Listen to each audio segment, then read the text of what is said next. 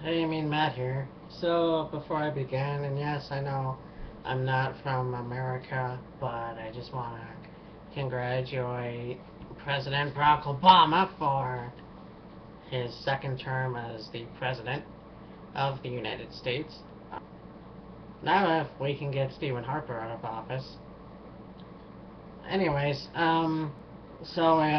are back with Raw, which happened in England. And the show started off with The Miz telling Paul Heyman that he was going to quit Team Punk, which didn't make a whole lot of sense to me, but I didn't know where this was going.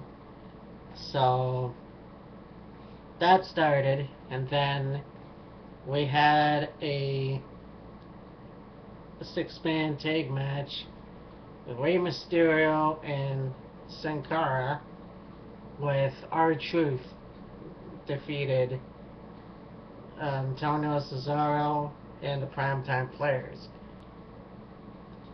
Seeing as how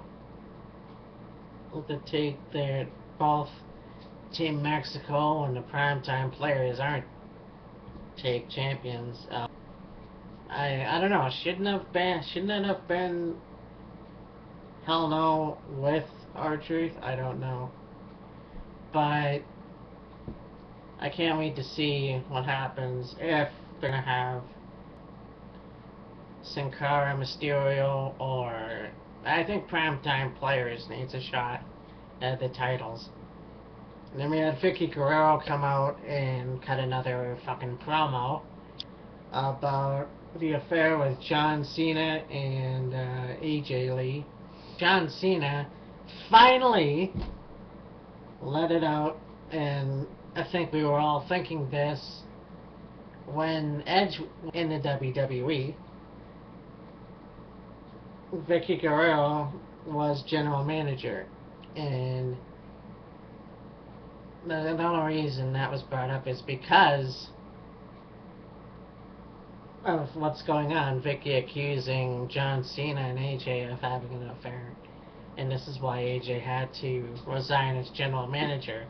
So they bring AJ up on the screen, and she's full of fire and saying that she's going to get Vicky Guerrero one way or another, just not now because she would get fired.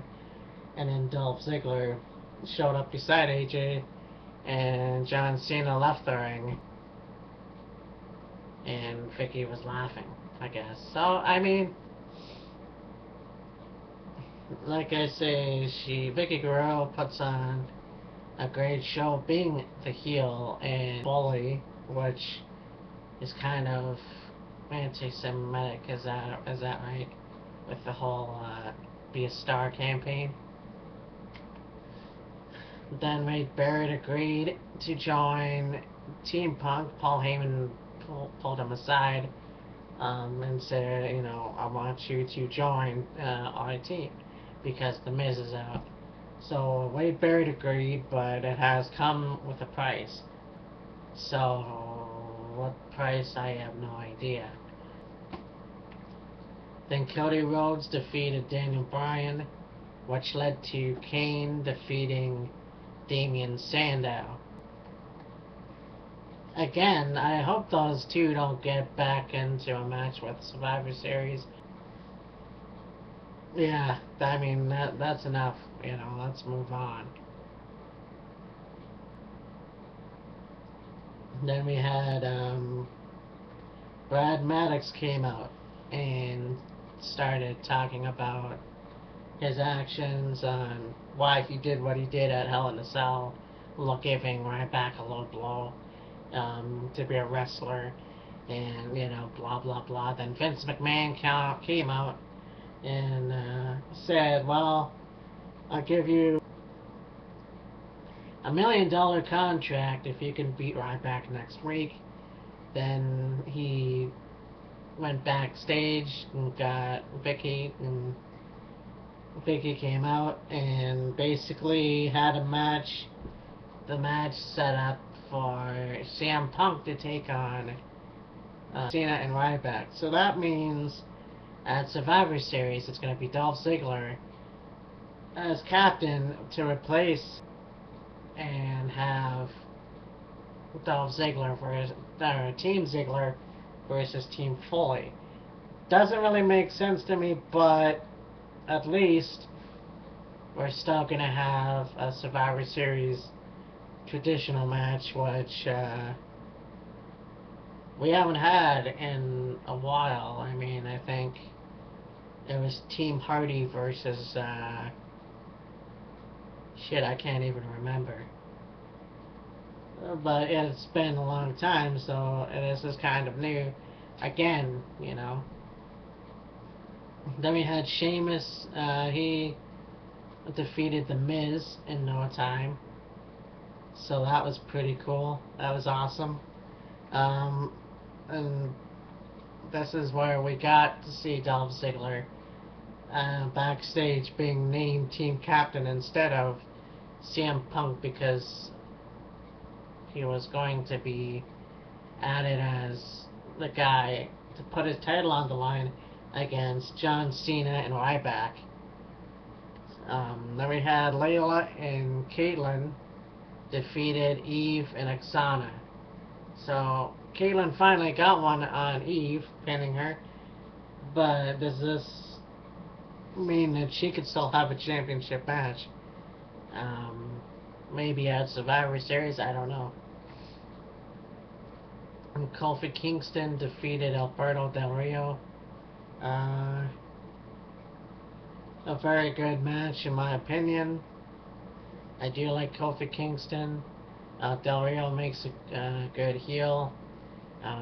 But sort of reminds me of, I'll still call him Mexican JBL. Maybe that's why he had his cloth changed to black. And Santino Marella and Zack Ryder defeated Primo and Epico, the Colognes. I actually saw a picture recently of Carlito.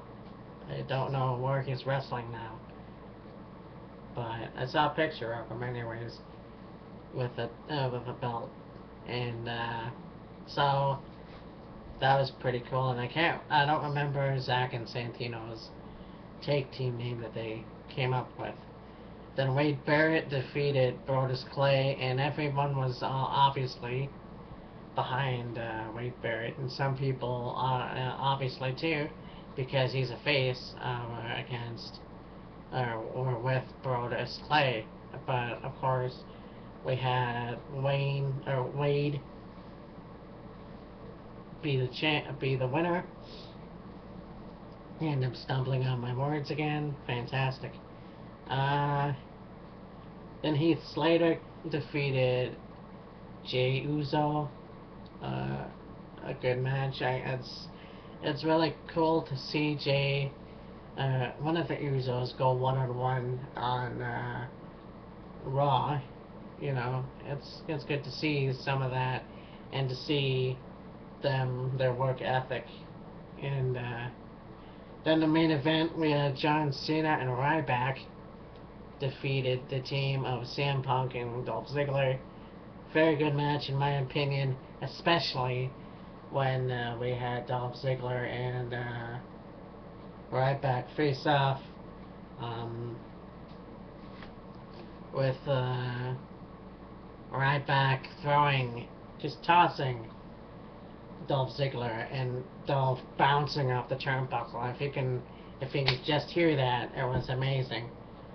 So that was a very good match. And of course, last night was the SmackDown Super Show. So that's, you know, I'm not gonna bother doing a review for that, even though I probably should, because I never did one for last week, because I missed SmackDown last week. But all I'll say was